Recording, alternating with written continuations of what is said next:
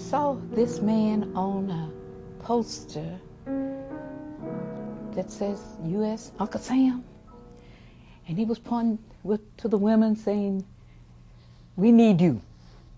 And I thought he meant me, jokingly, you know. I said, "I'm going to join up."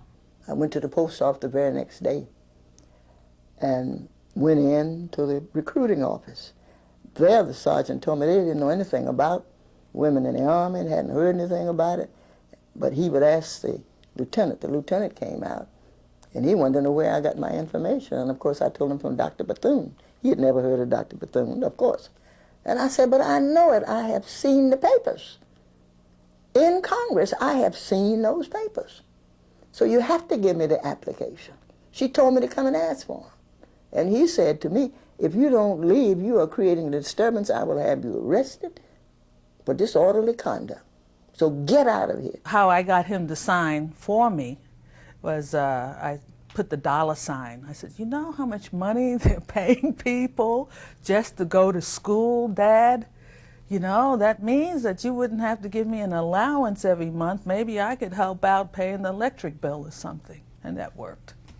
And I stood and I held my hand, my right hand up. And you promise and all of that, and you say your name.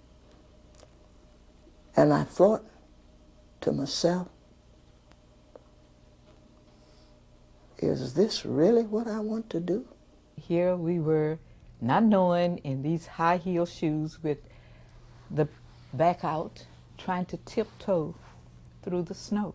So they usually had MPs guarding the gates. And as we drove up, this young, white, he looked like 18 or 19 years old, MP, looked into the car and he saw me and he saluted like this. And I went. And my father almost dropped dead. As he was driving the car, he said, "I can't believe this, I can't believe this." And he started crying. He said, "My daughter is being saluted by a white person." I always said that no matter what ranks they make, if they made E-22s, I was going to be that too. So I became the first black female to make E-9, and to be a first female, black or white, to become a command sergeant major of a major installation, because I knew that I could do it. I may sound a bit conceited, but you know, I don't mind wagging my tail at all. I think at that time, the majority of us knew there was a job to do, and we wanted to do it to the very best of our ability. And we knew there was work. When they came along in the 40s, in particularly, they had to deal with the separation of the troops and some of the difficulties that incurred for them. And just overcoming some of the stereotypes and some of the stigmas that were applied to those units just because they were black troops or women troops. I think that they had a difficult challenge to face. They had to work twice as hard for half the credit. It was the middle of the civil rights movement, Dr. King, and it was after the march in Washington and Malcolm X, and there was so much going on that I felt like I should be part of. Farmer from Core, you know, all these people, to be young, gifted, and black, Nina Simone singing. I mean, how could you not, as a black person, not be involved? And here I'm going to go to Vietnam to some Asian people I don't know anything about, and for what reason? I didn't understand it all. So I used to drink then, so I got drunk. I went to Vietnam. He sent information back to the headquarters that this particular, whoever wrote that or disseminated that information, put it together, was credited with saving 101 lives. Okay. So when this was a big buzz at the headquarters and they knew I did it, and it turns out that the reason that he said they should get a Legion of Merit, the reason I didn't get the Legion of Merit, I found out through my grapevine was that I was black, whack, specialist, female, and I was in intelligence, which some people feel is an oxymoron, as you know. And it finally dawned on them, hey, this lady might know something. Okay? I came out of Vietnam with 3 Bronze Stars. Okay?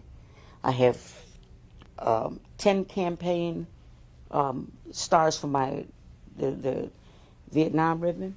And with all of that stuff that I have 13 medals, Cross of Gallantry, and with all that stuff, and 75 cents, I can go out and get a cup of coffee. A lot of women came back here feeling guilty that they were not, no, I was not in the boonies, but they stood there and people came in on a stretcher to the hospitals and nurses had to stand there. I have a friend called Lily, and Lily came back to the States and they wouldn't even let her hang an IV without permission. And over there, she used to amputate legs. She used to do everything that everybody else, that the doctors did. She'd took back down the hall and took him back on a gurney and say, baby, everything's going to be all right. And she'd lie to him, you know. And it's still, they don't realize that women were in the middle of all that. I think with history, it's a crime ever to lose any part of it. It's to be recalled and nurtured and used as a focus for future action by a race, by a community, or whomever, by an individual. Recalling the service of women, so few of us there were, as you really look back on it, and the experiences and the opening up of the army, because now black majors are a dime a dozen. We got colonels, we got generals. So it was worth whatever the sacrifice you think you may have made as a white, that we be given and have that opportunity. You wouldn't have had it, couldn't have had it, if we had not started out, as Dr. Bethune said, to serve in 1942. We'd have been left out. Left out. It wouldn't even have been a page in history. So it's vital that whatever America is involved in, we are Americans. And I want to be involved.